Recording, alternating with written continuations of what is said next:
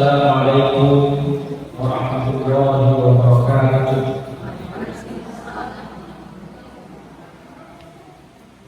Alhamdulillah, nahmaduhu wa nasta'inuhu wa nastaghfiruhu wa nasta'dinuhu wa na'udzu billahi min shururi anfusina wa min sayyiati a'malina. Man yahdihillahu fala mudilla lahu wa man yudlil fala hadiya lahu. Asyhadu an la ilaha illallah wahdahu la syarika lahu wa asyhadu anna Muhammadan abduhu wa rasuluh alladzi la nabiyya ba'dahu. Wassalatu wassalamu ala rasulillah sayyidina maulana Muhammad wa ala alihi wa sahbihi wa man wala. Amma ba'du, yang terhormat Bapak Ustaz Pimpinan Pengasuh Pesantren Tahfidz Quran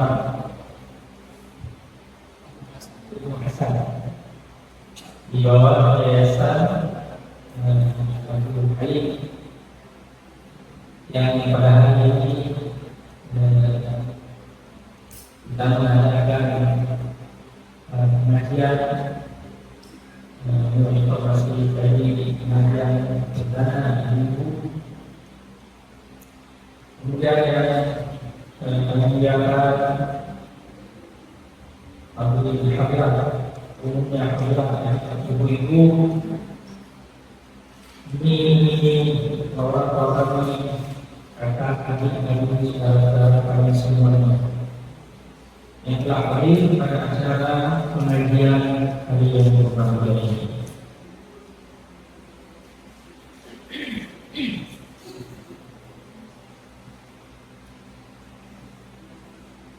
Memang kami akan diberitahukan oleh Bapak Dr. Yeni, Pak Dr. Yeni, kawan kami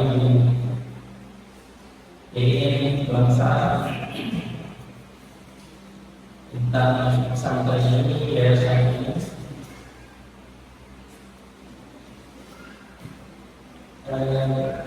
Saya perlukan dua sekali akan berlaku penting. Dia jalan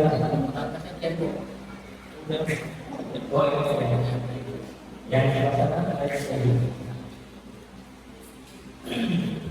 Tapi sebuah perusahaan yang cukup strategis dan cukup benar terang ini jauh dari kemiskinan, sangat baik sekali untuk pendidikan dan latihan terutama melatih anak-anak menghafal Al-Quran dan juga melatih mereka mengkaji pengetahuan lainnya di tempat-tempat ini. Semoga saja dengan dukungan kita semua, berbagai akan bisa menghasilkan manfaat yang besar bagi generasi muslim kita di Indonesia. Bapak Ibu para hadirin rahmatullah. Jadi pada hari ini pengajian kita sesuai dengan informasi atau kesepakatan yang disampaikan oleh Pak Dr. Beliau bilang judul kita atau pengajian kita ini topiknya adalah tafsir keluarga, tafsir tentang perempuan. Saya juga tidak akan diskusikan kenapa judul tersebut oleh beliau.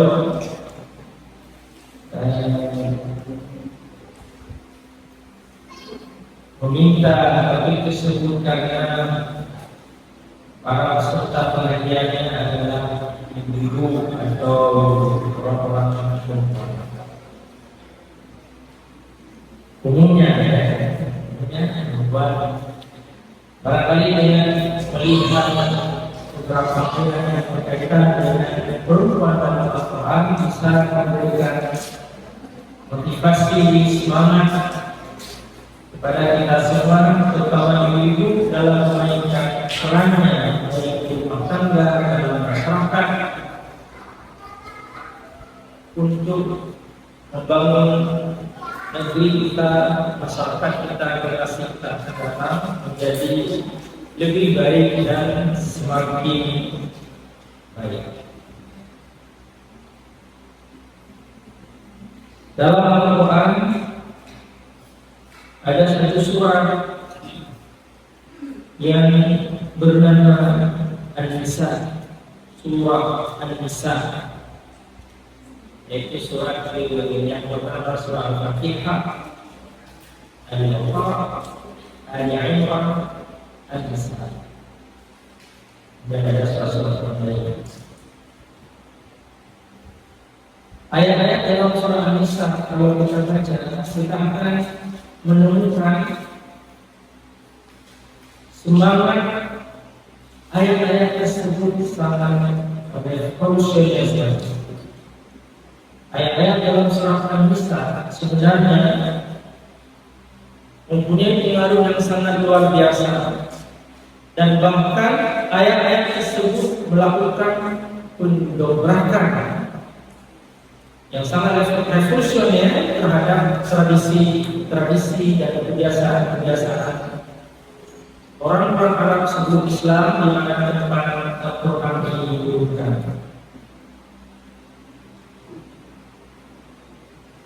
Bagaimana ceritanya? Sebagaimana kita ketahui bahwa masyarakat Arab dipengaruhi oleh masyarakat sekeliling mereka, dan juga pengaruh keyakinan nenek moyang mereka. Dalam hal tertentu memandang perempuan itu menempati posisi yang tidak sama dengan orang laki-laki, lebih rendah.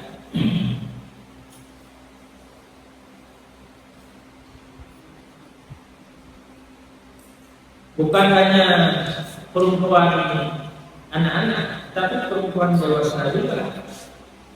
Jadi orang laki-laki dengan orang perempuan tidak sederajat dalam pandangan masyarakat Arab sebelum Islam, dan juga masyarakat lain di sekitar dunia Arab.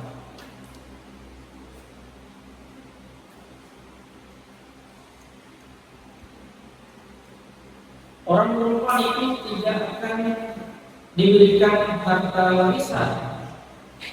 Ya, seorang laki-laki kalau menikah akan datang wali, akan datang saudaranya, saudara semuanya, dan mengambil hartanya. Kalau ada anak laki-laki akan dikasih sedikit. Untuk anak perempuan tidak dikasih. Apalagi kalau anak perempuan itu yatim, maka akan lebih parah lagi kondisinya. Ini gambaran bahwa dalam masyarakat Arab sebelum Islam, kaum perempuan itu dianggap lebih rendah derajatnya. Bahkan ada masyarakat lain di luar masyarakat Arab yang juga mungkin membawa sedikit banyak pengaruh pada masyarakat Arab, yang menganggap kaum perempuan itu belum pada level manusia. Dia ada memandangnya sampai seperti itu. Jadi oleh karena itu Al-Quran turun, dan Al-Quran menjadi sangat berurusan dengan tradisi masyarakat Arab sebelum Islam. Dalam surah An-Nisa terdapat ayat-ayat yang menentang cukup keras tradisi-tradisi sebelum Islam yang berhubungan dengan keyakinan masyarakat terhadap kaum perempuan. Dalam hal ini tentu saja kita sebagai kaum muslimin sangat berterima kasih, sangat bersyukur bahwa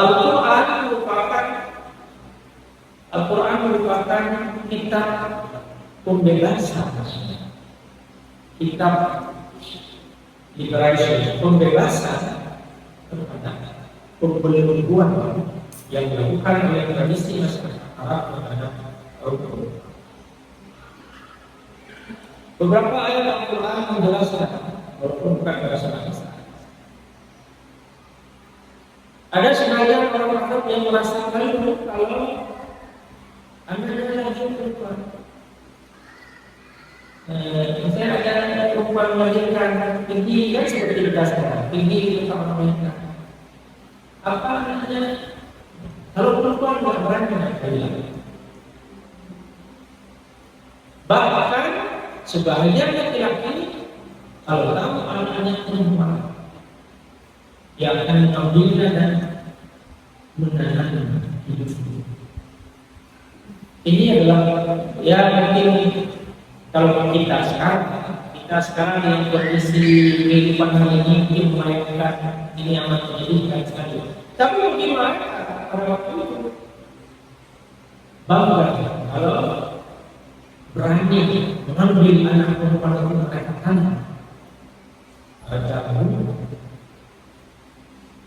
Inilah yang sebetulnya dipertanyakan oleh Al-Quran.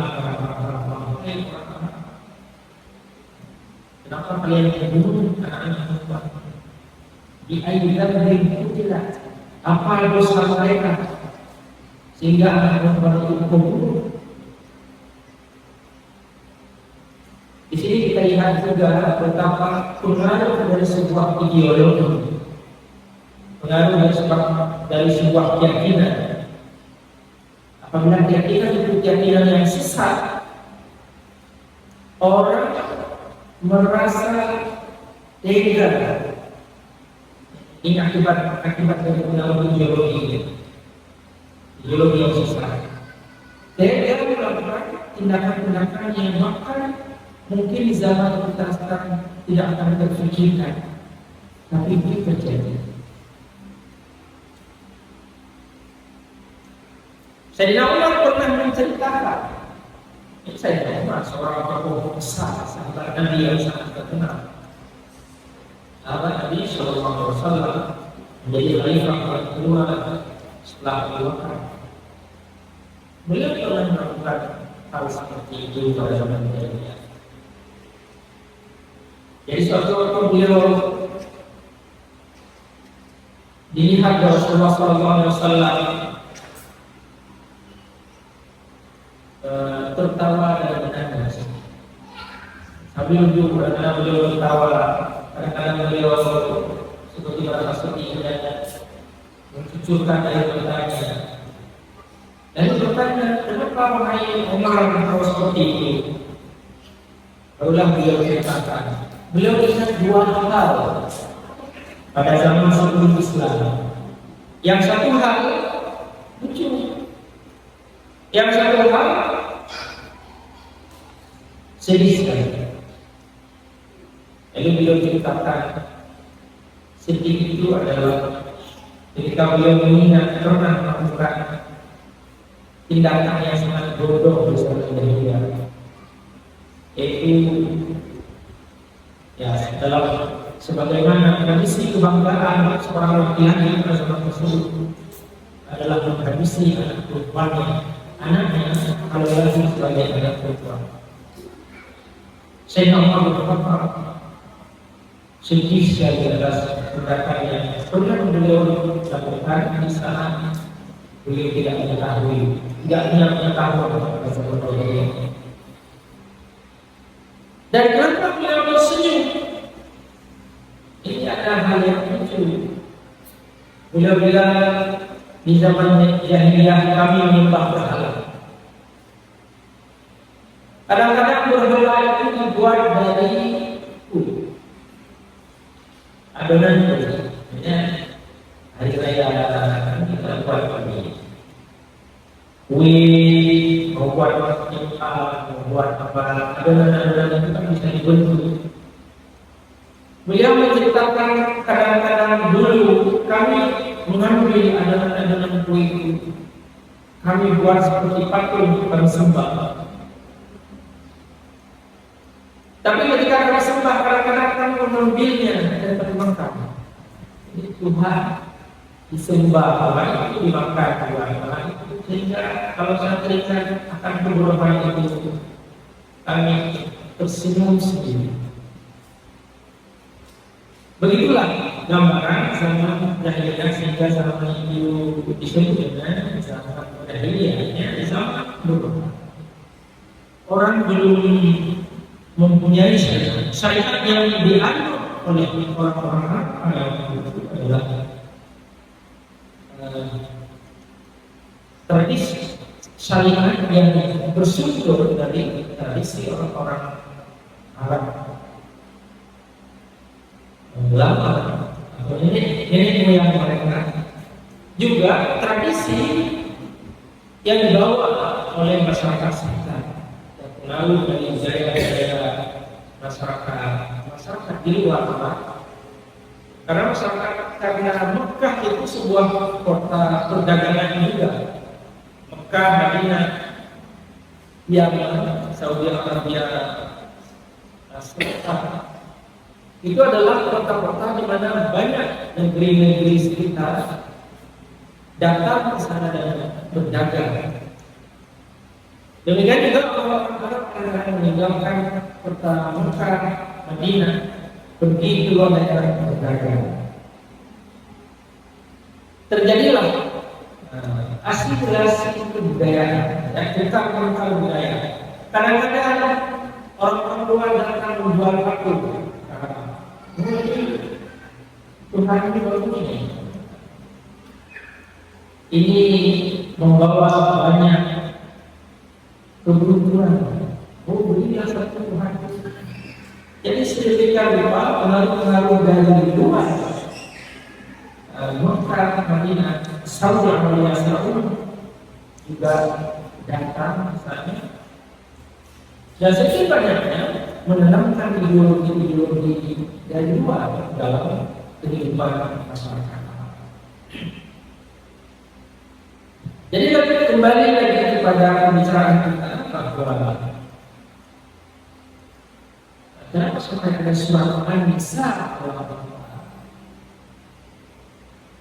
kalau kita pahami atau kita lihat, kita tafsirkan, itu adalah disebabkan Al-Quran mempunyai urusan yang sangat penting kalau Al-Quran. Dan ayat-ayat dalam surat ini sangat kuat sekali menentang tradisi-tradisi yang dilakukan. Jadi ketika Islam datang, tradisi-tradisi Arab itu ada yang diadopsi, ada yang diterima, ada yang diubah, ada yang ditentang, dihasilkan, dibuang. Tidak semua tradisi Arab itu dibuang oleh Islam, tapi kadang-kadang Al-Quran atau syariat Islam melakukan koreksi terhadap tradisi yang ada. Misalnya dalam masalah perkawinan sudah ada sebelum Islam.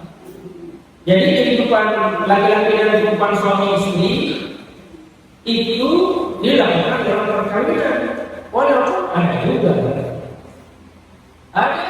tradisi Arab sebelum Islam yang dilakukan atau diikuti oleh orang-orang sekarang. Berhubungan antar bangsa, berdasar, bercampur laki-laki dan perempuan itu sudah ada pada saat sebelum Islam.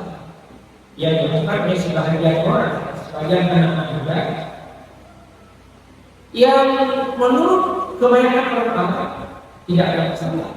Walaupun dalam tata krama kehidupan masyarakat Arab itu sudah dikenal adanya perkawinan, adanya kehidupan yang terhormat, adanya pemeliharaan kehormatan sudah ada. Tapi belum ada aturan yang khusus bagaimana sebenarnya hubungan orang laki-laki dan perempuan. Di antara model perkawinan sebelum Islam, seorang perempuan yang pergi mencari laki-laki yang dia sukai dan dia melakukan hubungan dengan laki-laki tersebut. Satu orang, dua orang, sampai beberapa orang. Ketika dia hamil, maka ia akan datang pada seorang kahwin, seorang kahwin atau namanya dukun, seorang dukun untuk menanyakan yang dalam kandungannya ini anak siapa. Maka anak siapa yang dikatakan oleh dukun tersebut, maka laki-laki itulah akan menjadi suaminya. Itu salah satu model. Ada model perkawinan yang bermacam-macam yang dilakukan oleh orang-orang dari sebelum Islam. Sementara itu, kalau seorang anak perempuan itu yatim, ini akan menjadi kesalahan. Sehingga dalam Al-Quran, dalam surah An-Nisa, beberapa ayat juga telah berbicara, beberapa ayat dalam surah An-Nisa juga berbicara tentang anak yatim, tentang harta warisan. Kenapa? Karena itu ada hubungannya dengan kehidupan anak. Anak yatim menjadi yatim saja itu sudah besar.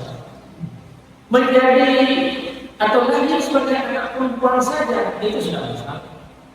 Apalagi seorang anak perempuan lahir kemudian dia menjadi yatim, ini berganda-ganda masalah. Dia akan menjadi orang yang sangat hina saja. Yatim perempuan atau perempuan yatim lagi, hina saja. Bagaimana? Seorang laki-laki bisa saja mewarisi perempuan, bahkan perempuan yang pernah menjadi istri daripada ayahnya bisa menjadi harta warisan. Jadi kalau seorang perempuan mungkin kawin dengan bapak dengan seorang laki-laki yang sudah ada anak laki-laki, mungkin dia masih muda dan ayah si laki-laki ini meninggalkan istrinya yang masih muda. Ia bisa saja mendikte perempuan tersebut untuk mengambilnya sebagai istrinya, sebagai warisan dari orang tua. Ini menggambarkan sisi rendahnya pandangan rata-rata perempuan. Kalau anak perempuan itu yatim, maka walinya bisa saja menikahkan ia dengan orang lain dan maharnya diambil walinya. Ini pada saat jadinya dia nikahkan dengan laki-laki yang dia sukai, maharnya diambil dulu dia. Makanya dalam Al-Quran, Quran menegaskan wa'atun nisa'a sadaqatihinna nihla. Berikan kepada perempuan itu mahar mereka, sebagai sebuah pemberian hadiah penuh sukacita. Jadi dalam pandangan Al-Quran, mahar itu adalah pemberian laki-laki kepada calon istri, pada istri. Bukan ke orang tuanya, untuk istrinya. Pada zaman jahiliyah, kalau anak itu ada walinya akan menikahkannya, tapi maharnya orang sama. Dan kalau suami itu melihat anak perempuan itu cantik, maka ia akan menikahi sendiri anak perempuan itu tanpa memberi mahar.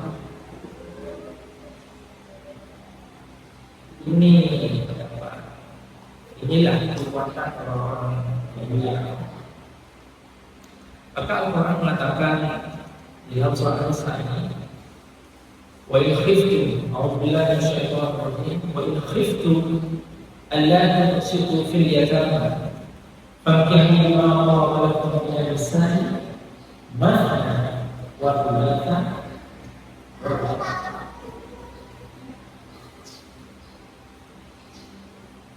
Dan jika kamu khawatir tidak bisa berlaku adil terhadap anak-anak perempuan yatim, artinya kalau ada wali suka kepada anak perempuan yatim, ia menikahinya. Dan dalam kebiasaan orang, kalau kejadiannya seperti itu, ia boleh saja tidak kasih mahar untuk anak perempuan tersebut. Kalau kamu khawatir tidak bisa berlaku adil terhadap anak perempuan yatim, jangan menikah dengan perempuan yang lain, entah dua orang, tiga orang, atau empat orang. Kalau kamu juga masih khawatir tidak bisa berlaku adil terhadap mereka jika kawin berempat, maka awas, cukup kawin dengan seorang saja. Atau kalau tidak bisa kawin, boleh mencari budak. Nah, jadi nikah itu adalah lebih baik bagi kamu menikahkan orang memperingatkan laki-laki supaya kamu tidak menjadi orang yang menyeleweng.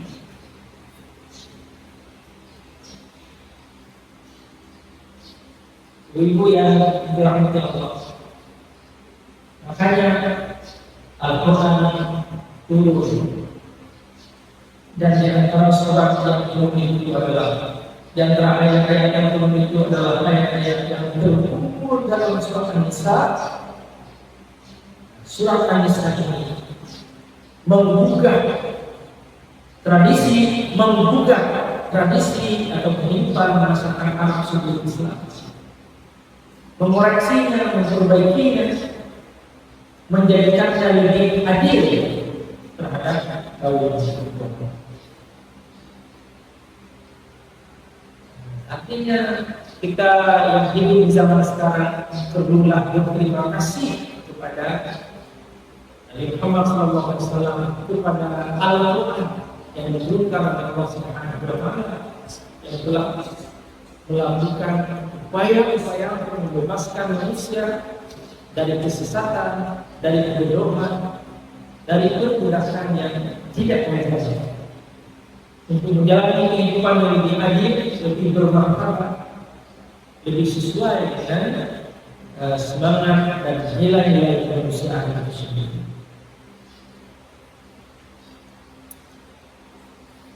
Pada suatu waktu, pada bagian awal dari surah An-Nisa ini kita dapati ayat-ayat yang berbicara tentang warisan. Pada suatu hari Rasulullah SAW didatangi oleh seorang perempuan yang suaminya meninggal dunia dalam sebuah peperangan sama Rasulullah SAW. Ia datang kepada Rasulullah untuk mengajukan perihal yang dialami, yaitu saudara dari suaminya yang sudah meninggal dalam sebuah peperangan bersama Rasulullah datang kepada dia dan meminta harta daripada saudaranya. Jadi dia mengambil semua harta daripada saudaranya yang meninggal itu karena dia tidak memiliki anak laki-laki. Dan anak perempuan tidak jadi anak kawasan. Maka Rasulullah tidak bisa memberikan solusi karena belum turun ayat agama Islam.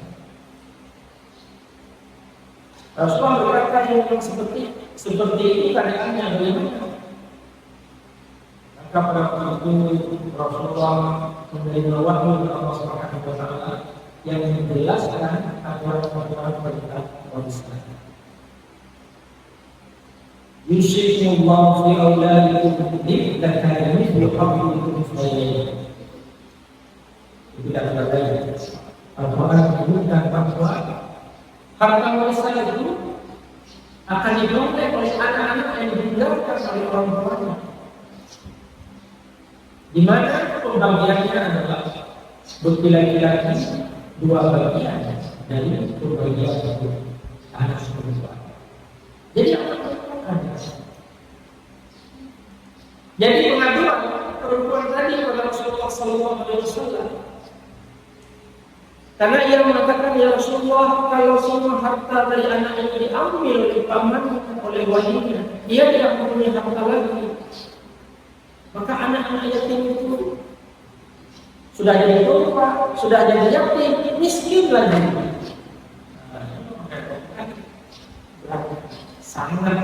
Sangat menjadi dasar yatim perempuan miskin. Tapi kalau kita yatim perempuan kaya, ini masih ada potensi. Jadi ibu itu mengatakan kepada Nabi, ya Rasulullah, anak perempuan ini sudah menjadi yatim lagi. Kalau ia tidak mempunyai harta, maka ia sudah tidak punya harta. Dia tidak akan bisa menikah, tidak akan ada orang yang suka kepadanya, tidak ada orang yang menyukai. Dia akan hidup dalam keadaan ini. Rasulullah itu memahami hal tersebut, tapi beliau tidak mempunyai solusi karena dalam tradisi orang-orang Arab itu adalah seperti itu. Maka ayat-ayat dalam surah An-Nisa ini yang berhubungan dengan warisan turun untuk menjelaskan bahwa seorang anak walaupun dia perempuan, dia tidak mendapatkan bagian dari apa usaha orang tua. Nah, inilah yang terjadi pada masa sebelum Islam turun, pada masa sebelum Al-Quran diturunkan, kondisi masyarakat pada waktu itu yang memandang rendah kelompok wanita yang miskin. Jadi semua itu level-level dalam kehidupan sosial atau kedudukan seseorang dalam masyarakat itu sangat ditentukan oleh jenis kelamin, harta kekayaan, keturunan. Ini sangat mempengaruhi posisi sosial atau status sosial seseorang dalam hidup. Kalau seorang lahir sebagai laki-laki itu sudah satu keberuntungan, itu satu keberuntungan. Lahir dari keluarga terpandang, tambahan keberuntungan. Kaya lagi, tambahan keberuntungan yang berlipat ganda. Islam datang untuk melakukan suatu perubahan besar, bahwa semua manusia dalam pandangan Allah Subhanahu wa taala adalah sama.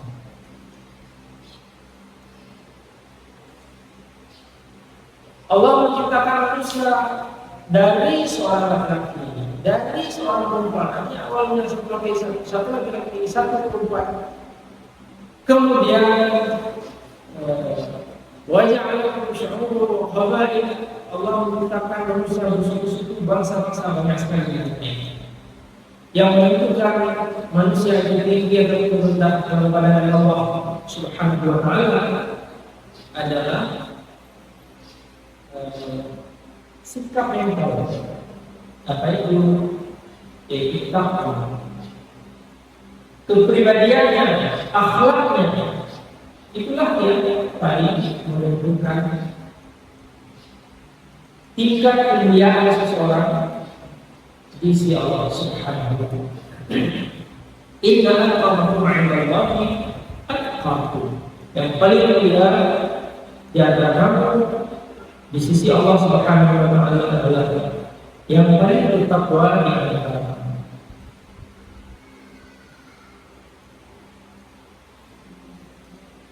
Jadi dengan demikian kaum perempuan diangkat derajatnya oleh Al-Quran, oleh Allah Subhanahu wa Ta'ala dalam syariat Islam. Walaupun mungkin sebagian orang juga masih mempertanyakan kenapa bagian laki-laki 2 kali, bagian perempuan, mengapa kesaksian laki-laki 1 orang itu sama dengan kesaksian perempuan 2 orang. Mengapa perempuan tidak boleh menjadi imam? Boleh menjadi imam, boleh diikuti oleh orang laki-laki, tapi sudah ada sekarang. Sudah ada yang menganggap perempuan pun boleh menjadi imam, menjadi khatib, walaupun di situ ada orang laki-laki. Jadi orang laki-laki itu sudah seperti orang perempuan semua. Memang ada hadis pada Rasulullah SAW ada seorang perempuan dewasa, cerdas, dia orang ini. Di rumahnya ada orang laki-laki, ada budak, ada anak-anak. Maka Rasulullah menyuruh dia, kamu boleh mengimami keluarga di rumah. Walaupun hadis tersebut kontroversi dan didebatkan oleh kebanyakan para ahli hadis. Tapi kalau sesuatu yang bersifat sangat kasuistik, hanya kasus, bukan secara tidak ada pada masa Rasulullah atau perempuan menjadikan dia mengkhawatir pada masa sahabat. Pada masa sahabat Aisyah sangat terkenal sebagai seorang yang alim,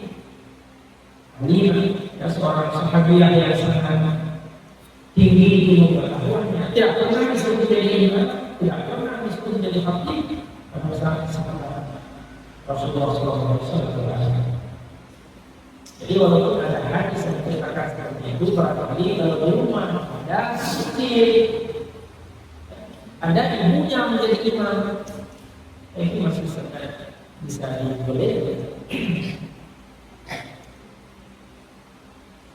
Jadi di zaman modern, kenapa muncul apa yang disebut dengan istilah-istilah emansipasi wanita, woman liberation, pembebasan kaum wanita? Apanya yang akan dibebaskan lagi setelah Islam datang? Sebenarnya tidak ada.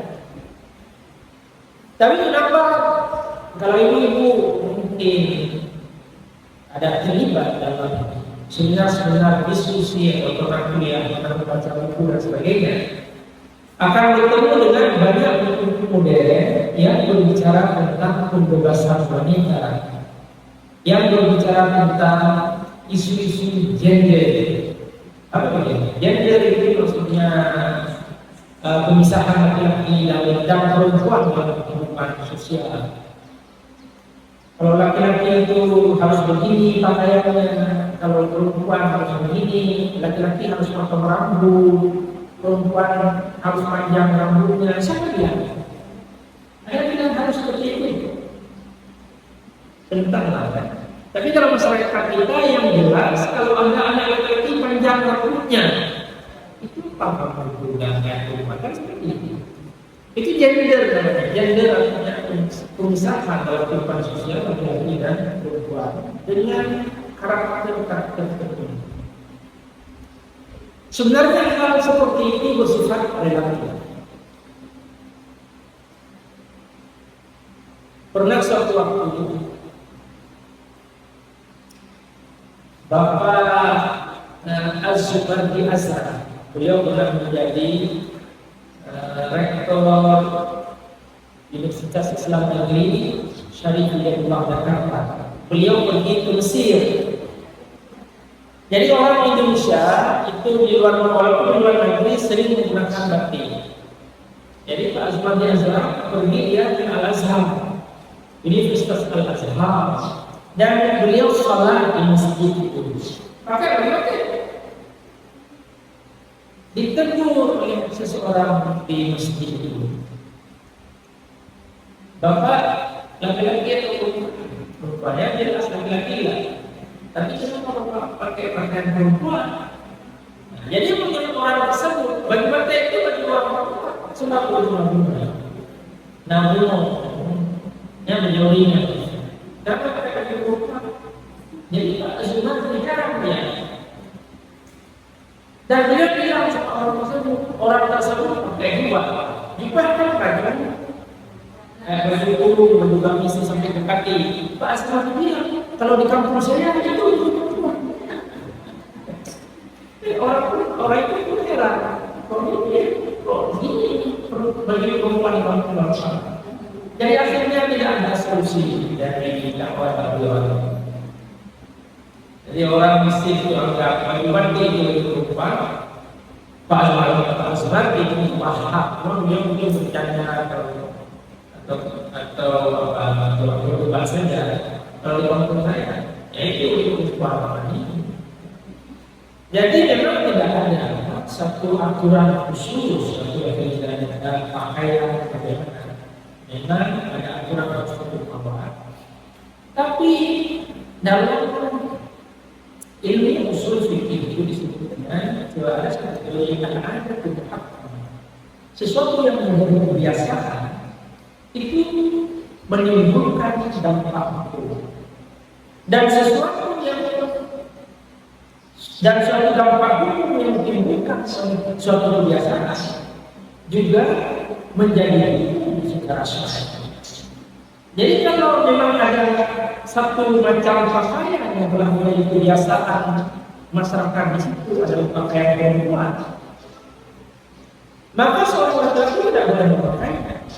Bukan karena Rasulullah melarang model pakaian, tapi karena Rasulullah SAW menjelaskan bahwa orang laki-laki tidak boleh, tidak diizinkan, artinya haram hukumnya kalau tasyabuh, artinya menyerupakan dirinya seperti perempuan.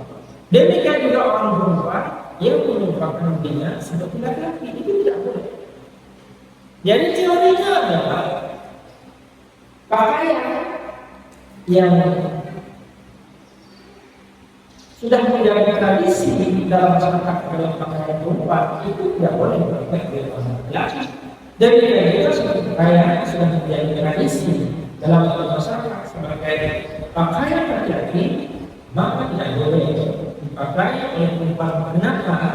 Sebab akan menimbulkan perubahan karakteristik. Seorang laki-laki nampak seperti perempuan, tidak boleh. Seorang perempuan nampak laki-laki, tidak. Siapa tahu mungkin kawannya dia pikir ini kawannya laki-laki. Dan dia punya katanya kan, bukan laki-laki. Dan banyak sebab-sebab yang lain. Jadi di dalam syariat Islam, berdasarkan hadis-hadis ini, ada pembahasan yang sangat tegas agar seorang laki-laki tidak boleh berpenampilan seperti perempuan, seorang perempuan tidak boleh berpenampilan seperti perempuan. Itu konsep gender ya. Jadi isu-isu seperti itu kadang-kadang dibicarakan oleh orang-orang sekarang. Isu gender, isu kebebasan perempuan dan lain sebagainya. Kenapa hal seperti ini terjadi? Sebenarnya ini bukan problem di dunia Islam. Kalau kita ke Pakistan, kita pergi ke Indonesia, di mana terdapat komunitas-komunitas Muslim, kita tidak akan menemukan persoalan-persoalan yang menimbulkan problem antara laki-laki dan perempuan. Di mana juga persoalannya? Persoalannya di dunia barat, di Amerika, di Eropa. Sebab pada abad-abad sebelum abad ke-15, abad ke-16, orang-orang Eropa juga mengalami suatu kondisi kehidupan sosial sama seperti pada zaman jahiliyah dulu. Sehingga kalau kita melihat literatur Eropa, kita menemukan istilah-istilah seperti yang saya sebut dengan the wicked vessel. Ini merujuk kepada kaum perempuan. Kaum perempuan adalah kelompok manusia yang lemah, sehingga orang perempuan itu hampir mirip pada abad tengah di Eropa. Orang-orang perempuan itu mirip dengan kondisi kaum perempuan pada zaman jahiliyah. Itulah yang telah menyebabkan di Eropa muncul gerakan-gerakan feminisme Islam, gerakan-gerakan kaum perempuan, artinya pembebasan kaum perempuan. Sebab memang terjadi perbudakan yang sangat luar biasa di Eropa pada abad tengah. Ini sebenarnya tidak terjadi di dunia Islam. Jadi oleh karenanya upaya-upaya orang-orang luar, non-Muslim, Eropa, Amerika yang mencoba untuk mendakwahkan, untuk menyebarkan isu-isu feminisme, isu-isu gender, isu-isu tentang women liberation, pembebasan kaum perempuan adalah hal yang tidak. Surat An-Nisa saja dalam Al-Quran mengandung liberation, women liberation yang sangat luar biasa. Jadi dalam hal ini kami menyampaikan bahwa sesungguhnya pedoman kita di dalam Al-Quran sudah sangat luar biasa sekali, memberikan kebebasan pada kaum perempuan, keadilan pada kaum perempuan. Lalu apa sebenarnya yang diinginkan oleh Al-Quran dengan meningkatkan derajat, status, posisi kaum perempuan dan menentang tradisi sebelum Islam, tradisi jahiliyah yang telah menekan hak-hak kaum perempuan sedemikian rupa, menghina, merendahkan dengan berbagai alasan. Kenapa demikian? Sebab dalam pandangan Islam, kaum perempuan itu mempunyai fungsi dalam kehidupan sosial, dalam kehidupan politik, dalam kehidupan keluarga yang sangat luar biasa. Salah satunya, menurut hadis Rasulullah SAW,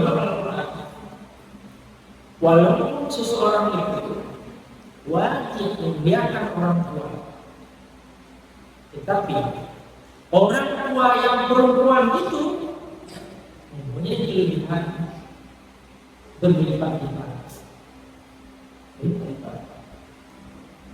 Rasulullah SAW menanyakan oleh salah seorang sahabat, siapa sebenarnya yang harus dia utamakan, harus dia prioritaskan dalam kehidupannya, dalam fi suhbatihi, dalam menemaninya berbuat baik kepada siapa? Rasulullah menjawab, ummuka, ibu. Oke, baik, ibu. Lalu setelah itu siapa Rasulullah? Ibu. Setelah itu ibu. Sampai tiga kali Rasulullah SAW menjawab ibu ketika pertanyaan kedua. Ibu. Baru kemudian Rasulullah mengatakan bapak. Jadi orang yang demikian diberikan posisi sangat tinggi oleh Rasulullah SAW, tapi dihina, direndahkan oleh masyarakat dunia. Ini adalah suami istri. Makanya seperti yang dikatakan tadi, Quran syariat ini sangat berurusan dengan masalah perempuan. Kenapa? Sebab Al-Quran ini diturunkan dalam sebuah masyarakat yang telah merusak posisi atau kedudukan kaum perempuan.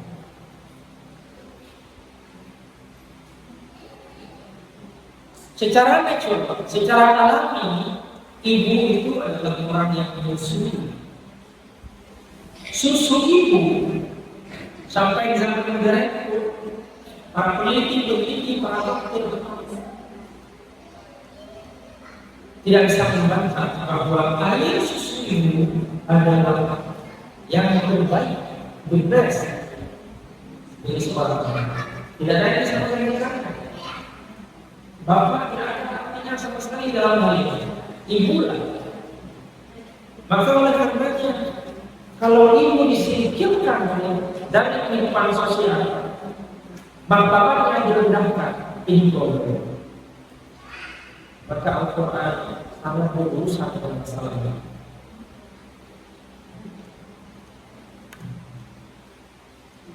Ibu juga melahirkan. Ini disebutkan dalam surat yang lain. Kenapa seorang anak wajib berbakti kepada orang tuanya? Hamalat ummuhu wahnan ala wahnihi wa fisaluhu fi 'amayn an ishkurni wal walidayka ilayya al-masir.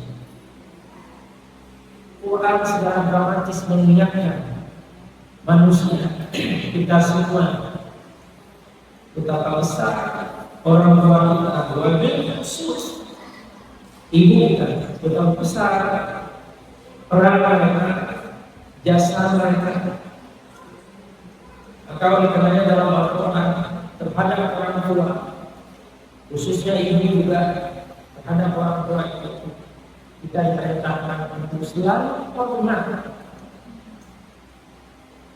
Bahkan melakukan kata saja, walaupun dalam uffin, dalam bahasa Arab uff.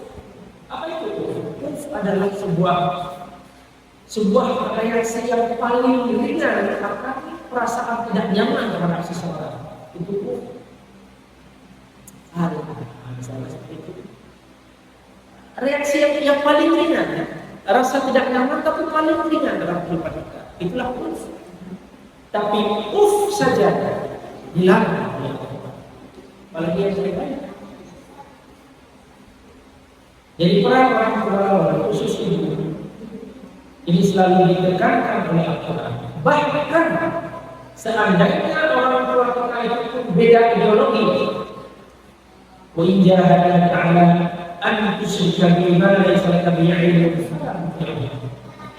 kalau memang kedua atau salah satu di orang tuamu memaksa kamu untuk menyebutkan Allah, untuk menggantikan ideologi agama keyakinan pada yang tidak, memang salah. Memang kamu tidak boleh itu. Akan tetapi wasahibahuma fid dunya ma'rufa. Walaupun begitu, kamu tetap berkewajiban untuk mendampinginya, untuk bersikap baik kepadanya di dunia ini. Ma'rufah, dengan cara-cara yang pantas. Jadi walaupun kita hanya tidak boleh mengikuti dia kalau mengajak kepada manusia, kepada perbuatan dosa, kepada maksiat. Dalam soal kehidupan dunia, memenuhi hajat-hajatnya, kebutuhannya, perintahnya. Dia minta ini, minta ini, suruh itu, kita wajib laksanakan. Walaupun dia bukanlah orang yang mempunyai keyakinan yang benar seperti yang kita punya. Kita wasahibahuma fid dunya ma'rufa. Jadi inilah sebabnya dalam kehidupan kita di dunia ini terhadap orang tua diingatkan oleh Al-Quran berulang-ulang dengan bahasa-bahasa yang berbeda-beda. Karena ini menyangkut dengan kebiasaan. Jadi istilahnya yang menyangkut perilaku atau sikap kita. Hadirin hadirat rahimakumullah, ibu-ibu yang kami muliakan, mungkin demikian secara general, secara umum kami ingin sampaikan. Semoga menjadi bahan renungan bagi kita semua bahwa Al-Quran ini telah datang memberikan satu perubahan yang sangat besar terkait dengan pandangan suatu masyarakat terhadap kaum perempuan. Karena itu dalam Al-Quran dikatakan bahwa Al-Quran ini merupakan sebuah karunia. Al-Quran ini adalah nikmat. Al-Quran ini adalah anugerah yang sangat besar. Maka dalam surah Al-Duha Allah mengatakan di ayat wa amma bi ni'mati rabbika fahaddits. Ada nikmat Tuhan, maka setelah sebagian ulama tafsir mengatakan apa itu nikmat? Wa amma bi ni'mati rabbika, apa yang maksud dengan nikmat rabbika itu? Ya, Al-Quran. Jadi Allah mengatakan kepada Nabi Muhammad SAW, Muhammad, adapun mengenai dengan nikmat Tuhan yaitu Al-Quran, fahaddits, maka sebarluaslah, maka cintakanlah, maka sampaikanlah. Dari sini kita mengerti bahwa Quran adalah anugerah yang sangat luar biasa. Dan karena itu kita selalu bersyukur kepada Allah Subhanahu wa taala anugerah ini dengan selalu membacanya. Dan kita bersyukur dan berterima kasih kepada Nabi Muhammad SAW yang telah menyampaikan Al-Quran ini dengan selalu berselawat kepadanya. Mudah-mudahan dengan demikian kita menjadi orang yang bisa menjalani hidup dan kembali kepada Allah bersama Al-Quran dan mampu menjawab nanti di dalam kubur kita melihat kepadanya. Wa ma imanullah. Apa jawabannya? Al-Quran iman. Demikianlah yang akan kami sampaikan ibu-ibu, saudara-saudara dari semuanya. Maka itulah menjadi mudah-mudahan. Baiklah kita itu menjadi Bismillahirrahmanirrahim. Alhamdulillahirabbil alamin, hamdan yuwafi ni'amahu wa yukafi mazidah. Ya Rabbana lakal hamdu wa lakas syukru kama yanbaghi li jalali karim wa 'azimi sultanik. Allahumma shalli wa sallim ala sayyidina Muhammadin wa ala alihi wa sahbihi ajma'in. Allahumma ahsin 'aqibatana fil umuri kulliha wa ajirna min khizyi dunya wa 'adzabil akhirah. Allahumma inna nas'aluka ridha wa na'udzu bika min sakhatika wa nar. اللهم استجب دعاءنا واشف مرضانا وارحم امواتنا ولا تسلط علينا سيئنا لا يخافك ولا يرحمنا. اللهم اغفر لنا ذنوبنا ولوالدينا وارحمهم كما ربونا صغارا ولجميع المسلمين والمسلمات والمؤمنين والمؤمنات الاحياء منهم والاموات وكان بيننا وبينهم بالخيرات أنت خير الراحمين. ربنا ظلمنا أنفسنا وإن لم تغفر لنا وترحمنا لنكونن من الخاسرين. ربنا لا تزغ قلوبنا بعد إذ هديتنا وهب لنا من لدنك رحمة إنك أنت الوهاب. ربنا هب لنا من أزواجنا وذرياتنا قرة أعين واجعلنا للمتقين إماما. ربنا آتنا في الدنيا حسنة وفي الآخرة حسنة وقنا عذاب النار. صلى الله وسلم على سيدنا محمد وعلى آله وصحبه وسلم. الحمد لله رب العالمين. Assalamualaikum warahmatullahi wabarakatuh.